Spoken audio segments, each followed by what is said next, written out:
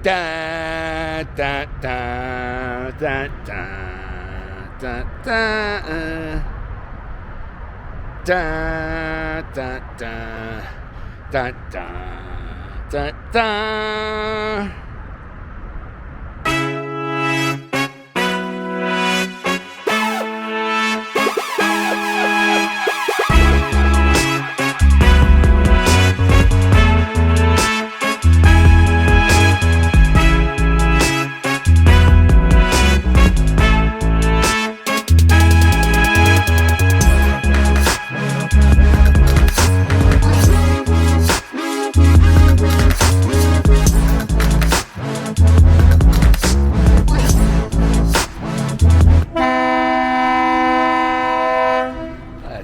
Here we are, Penn's Landing. I am happy to announce my next walking history tour will take place here at Penn's Landing on Saturday, July 22nd. You can meet me behind this big Ferris wheel at Summerfest on July 22nd at 11 a.m. and we will do a little walking history tour of Penn's Landing. The tour will be anywhere from like an hour and a half, about that. So right now I'm in a place called Summerfest.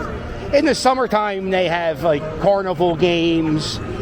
You could do rides like the merry-go-round, the Ferris wheel. They have nachos and, you know, summertime this is a great place to come. They sit down and get some shade. They also have, in the summertime they have roller skating, and if you come here in the wintertime they have ice skating. Not a lot of people using it in the middle of the afternoon. But if you go inside this lodge, they have food and drinks and arcade games. Hopefully it's air conditioned.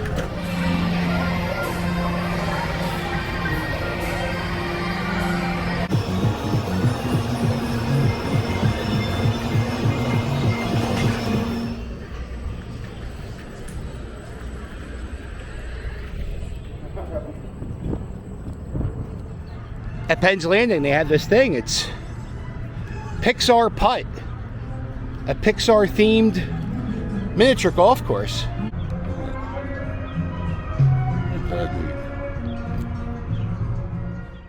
Pixar-themed miniature golf course.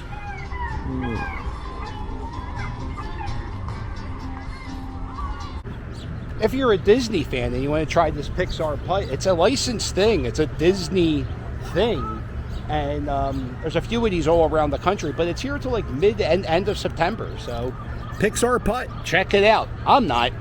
I usually get bored after 3 holes of putt. Golf's not my bag. The tour is going to start at 11 a.m. It should be over by 1 o'clock at the very latest.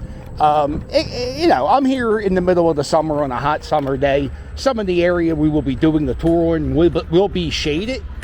So, you know, I hope you can join me July 22nd, 11 a.m. at Penn's Landing. Meet me behind the Ferris wheel. Let's get back to the regular scheduled video. Here we are, Calla Hill, 2nd Calla Hill. This is the exit to I-95. And when you come down this ramp, look at this. Graffiti with a message. If minimum wage kept up with inflation, it would be $54 an hour. I don't know if that's true. That's where I get most of my news from, graffiti. I don't know. Now I'm thinking, like, is the flower with the dead eyes, is that the way to go? Or should they done, like, maybe a Monopoly man, a poor Monopoly man? I think the picture doesn't represent the art, or the message. Look at this. This is kind of like a park I never knew existed.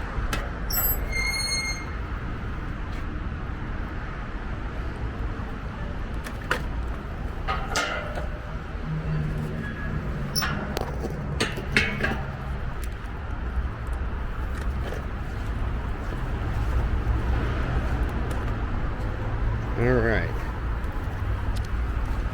What is this? This is a crazy trail.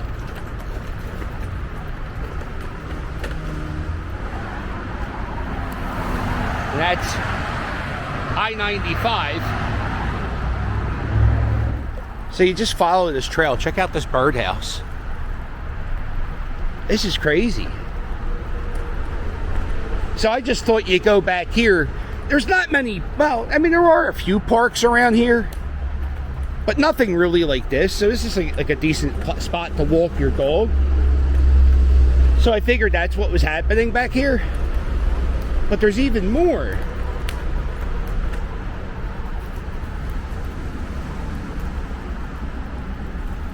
There's this little door. No dogs in this park.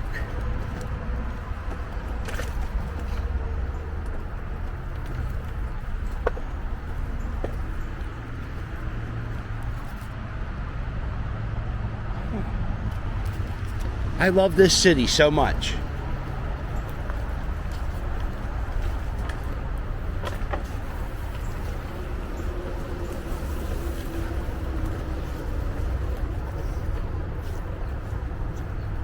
Look at that. Wow. Who knew? It's like a little shortcut.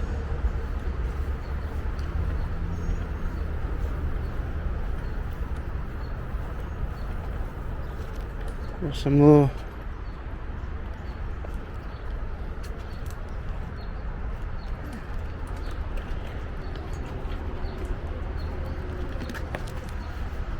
No dogs in this park. And who knew there was a secret park back there?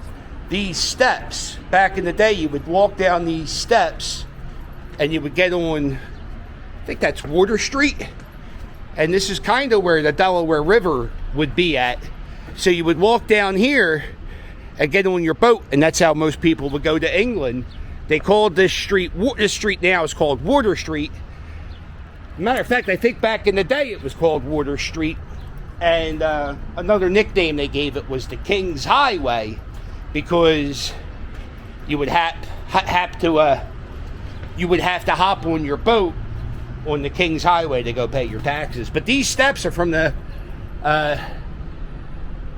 1700s, and these are actually William Penn.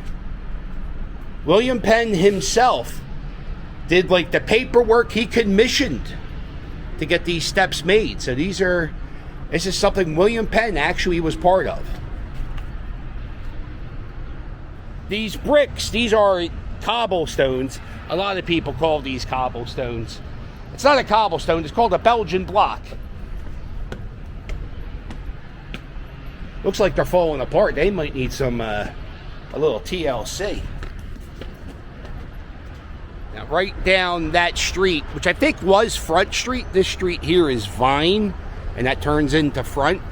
There's another dog. This is a park right next to 95. And this is where you can walk your dogs. A lot of people live in like apartment buildings nearby. There's all types of residential spots. So this is where dogs go to take a dump, because honestly the yards in this neighborhood are very small. Huh. All this time I just thought this was wasted space. I don't know why we don't do this in like other neighborhoods. Oh, you know what? We are starting to utilize 95 ramps. I've ridden my car to go on 95 on that ramp so many times. I always thought there was like a homeless encampment here. But no homeless encampment whatsoever. Mulch, lots of mulch. There are homeless encampments underneath 95 here, just not at this spot. Here we are, the Cherry Street Pier, and look at this. A league apart, showcasing the legacy of Philadelphia Negro League Baseball. It's here on display from June 26th to August 24th. Talks about the history of the Negro Leagues in Philadelphia. So When you get to this display, you come here and you start at home plate and you work your way around the bases. This talks about the early days of baseball and how baseball started getting played in Philadelphia in the 1780s. Octavius Cotto was a big civil rights leader in Philadelphia, and he used baseball as a way to bring the black community together to talk about political gatherings and also talking about segregation and voting rights. And he used baseball as a way to talk to people. The very first game that was ever documented to be played between black players and white players happened in Philadelphia, and Octavius Cotto, his team played against the Philadelphia Olympic Ball Club. There's Octavius. You can see a statue. Octavius, unfortunately, he was gunned down. He was really big, in trying to get African Americans the right to vote, making sure African Americans voted. And on election day 1871, he was assassinated. You can go to City Hall, and they have a big statue to Octavius Cotto. I just found out that there wasn't really just one Negro league. There were several. It's kind of like wrestling, independent leagues. And because of segregation being what it was, there was a bunch of leagues of black players who played in all these different leagues. So there was not just, I knew of the Philadelphia Stars. I didn't really know much about the Philadelphia Giants, who played in Philadelphia from 1902 to 1911. And then there was also the Hillside Daisies. The Daisies won 3 straight Eastern Colored League pennants from 1923 to 1925, and they won the Colored World Series in 1925. The Philadelphia Stars were a Negro League team that played in Philadelphia. Most of their games were played at 44th and Parkside. I believe that's what's back here, and that's in West Philadelphia. On Monday nights, they would turn on the lights and let the Stars play at Shy Park. That's where the Philadelphia Phillies and the Athletics played. Now, back in the 1940s, Major League Baseball, they always took off on Mondays for travel days. So Mondays were always open. And there were times the Philadelphia Stars would draw better than the Phillies and the Athletics. This is Slim Jones, and he was the tallest Negro National League player at 6 foot 6 inches. His first game, he threw a no-hitter. Oh, he nearly threw a no-hitter. But that's not the same thing. That word nearly, it means it's not a no-hitter. But he was tall. We'll give him that. This is where the Philadelphia Stars would play.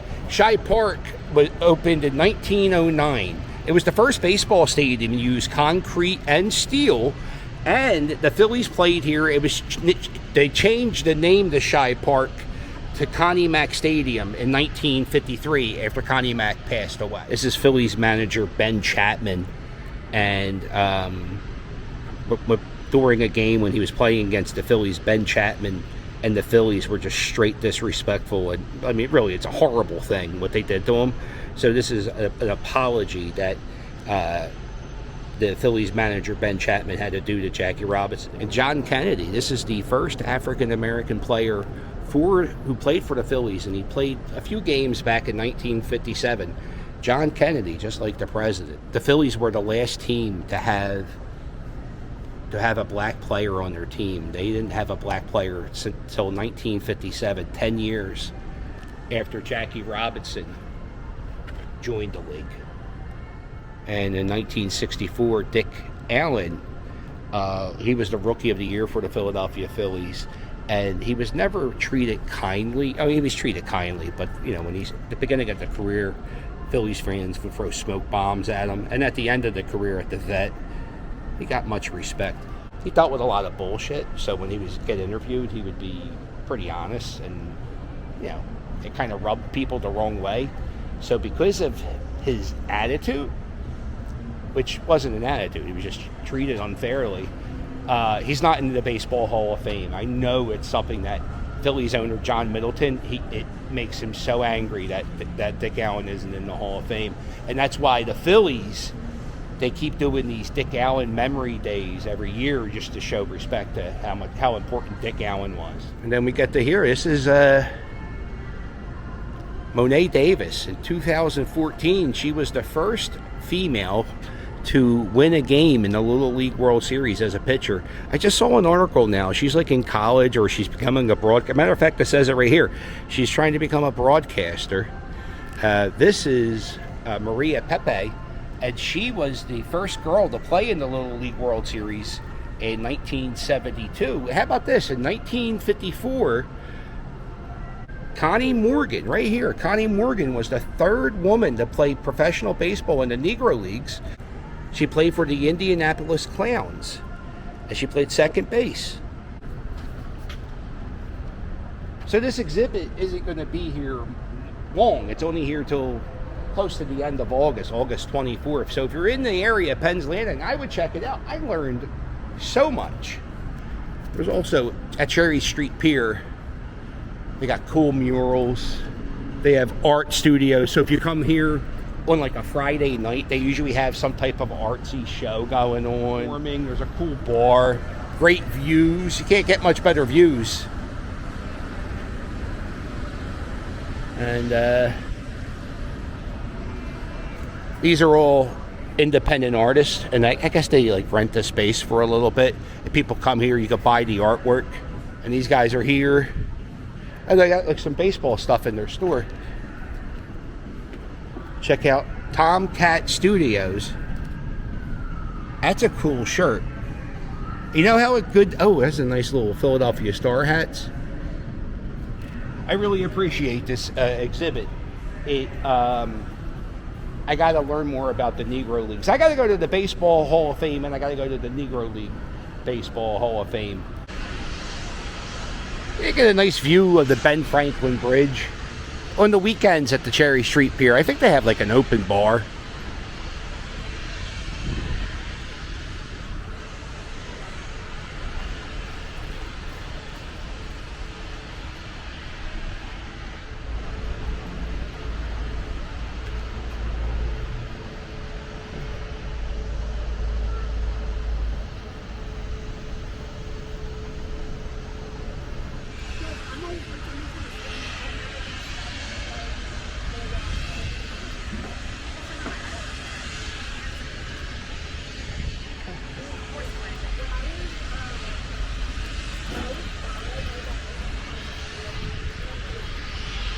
Not a bad view. It's a good place to spend.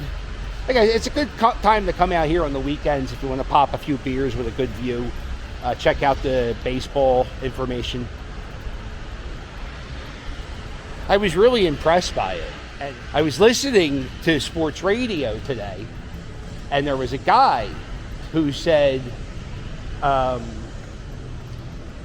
Babe Ruth is better than Ohtani. And the guy on the sports radio station said, you can't say that about Babe Ruth because Babe Ruth only played white guys. He didn't play the best players from the Negro Leagues. So just because of segregation alone, that disqualifies Babe Ruth.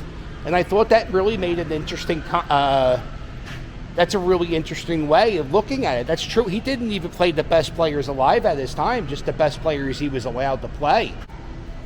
All right, well, make sure you hit like and subscribe, and I'll sail with you later. Who knew? A hidden park and a small ballpark. Good day in my book.